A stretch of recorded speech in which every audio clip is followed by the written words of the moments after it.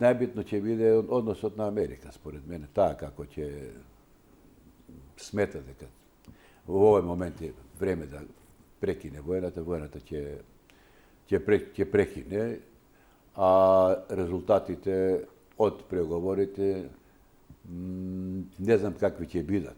Знаеме дека сега најспорна работа е територијата на Донбас, тоа се околу 5-6 квадратни километри кои што ги држи Украина, но кои што се многу утврдени уште пред многу години и тешко е да се освојат.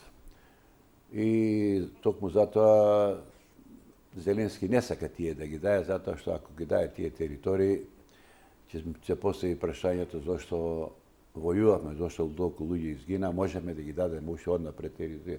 Но како и да е, тоа е прашање едно од најактуелните, можеби е актуелно и прашањето на Запорошката атомска централа, која што во моментов е под контрола на русите.